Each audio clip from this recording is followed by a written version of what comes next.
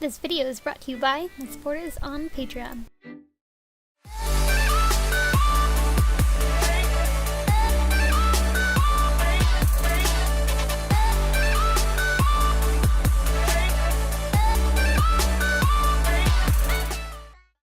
Hey guys, I'm here with another part to my Lead Ming work log series, and this time I'm making her shoulders. So what I'm doing in this clip is just tracing out all of the pattern onto EVA foam and then cutting that out. All of my patterns are available through my Patreon and will also be up on my store Envy in a couple of months. Now I'm just going around the edges and dremeling the pieces to smooth out the edges, as well as adding a bevel to the parts that connect on the shoulder. The middle seam, I'm beveling that to help it curve more and also create the shape I need it to be.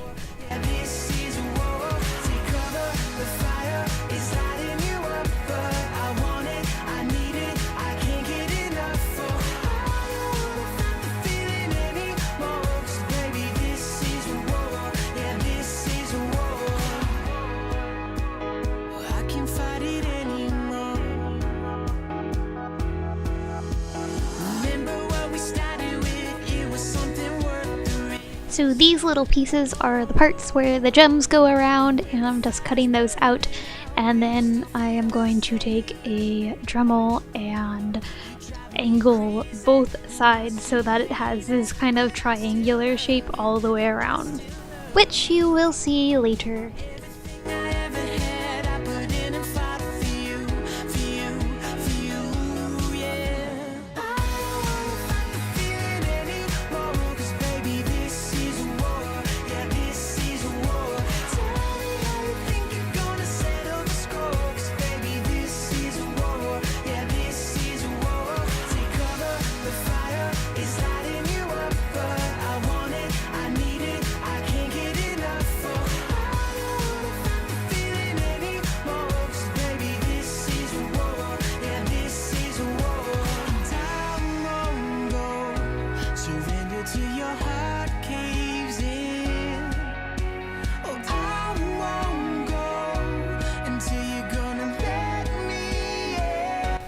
Here, or right just then, I was cutting out the diamond pieces for her armor, but here I am making this triangle shaped edging that her armor has along the top. You'll see where I attach it in a little bit, but yeah, to do that I just cut both sides of this strip of EVA foam that I cut out at an angle, and now I'm taking a Dremel to smooth that down. It's very similar to what I will be doing with the gem holder pieces in a little bit.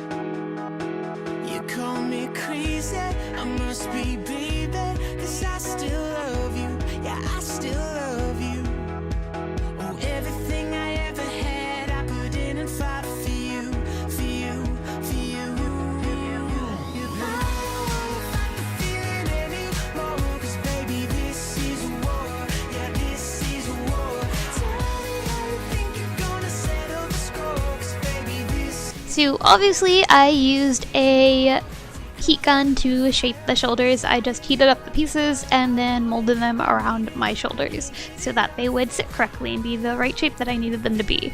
Right here I'm using an x-acto knife and creating little tiny cut marks in the foam so that hot glue would better stick to it and pieces would have an easier time bonding.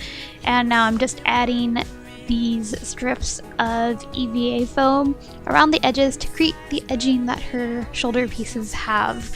And for this, I kind of just winged it. I didn't create a pattern for the edging. I just cut out EVA foam in strips all around the same size as best as possible.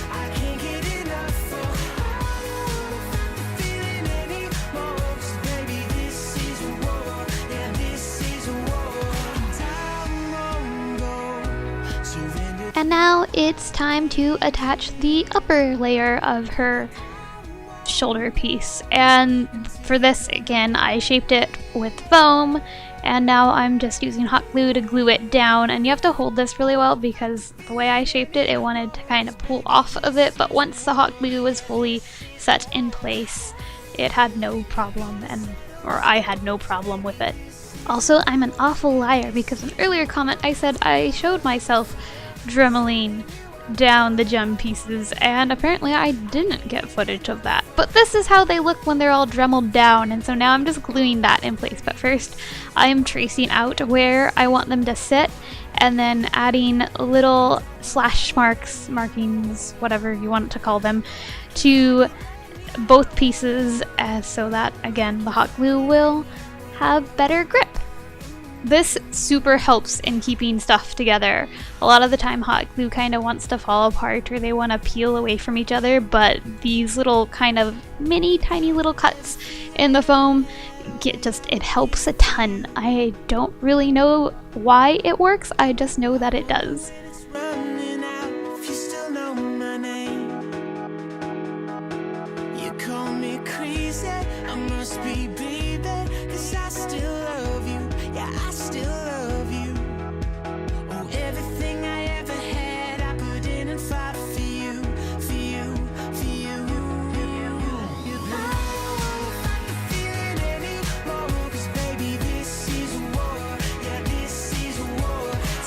Remember that edging from earlier? Yeah, I'm just gluing that down now. And this just doesn't really have like a shape to it. It doesn't follow the actual edges of this top piece. It just kind of goes in a circle around the armor. And so I'm just kind of laying it out and eyeballing it as I go.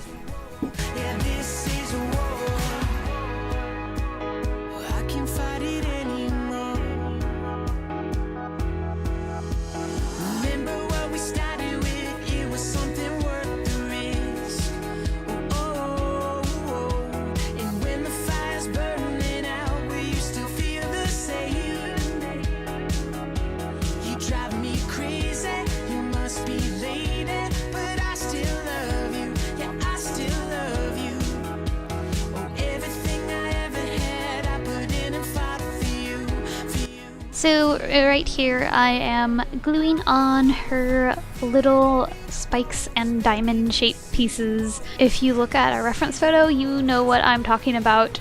I don't think I will include any in this video just because I'm kind of lazy and I really need to get these videos edited and out because I have no more space on my computer to upload anything else or do anything else. So, anyways, continuing with what we're talking about. For the spikes, I used a heat gun to shape them and create these like permanent bends in them to give them more dimension so they weren't just a flat piece of EVA foam.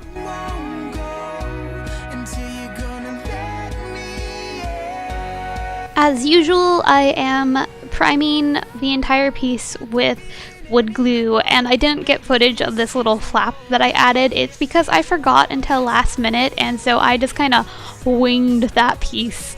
And I was like, oh, this looks about right, and then glued that in real fast. And here I'm painting it. So to paint it, I used spray paint, like spray paint for the gold pieces, and then acrylic paint for the black and purple pieces. And once that was all dry, I coated it with a glossy spray paint.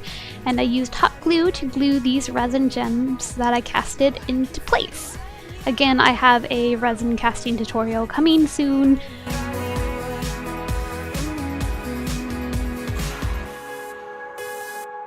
And to top it off, I'm using black oil paint to shade the entire piece. I prefer to use black oil paint over other paints because it takes a long time to dry, so that means you have a lot of flexibility in just blending it out, and it's really easy to blend and just gives a more natural shadowy look to things. I wonder when it's running out, if you still know my name. You call me crazy, I must be baby, 'cause I still... To attach to these pieces to the jacket, I glued a strip of fabric from one end of the underneath, like from one side to the other, so that it would hang down a little bit at the height that I wanted it to, and then just used a safety pin to that fabric, and then safety pin to the jacket, and it held pretty well.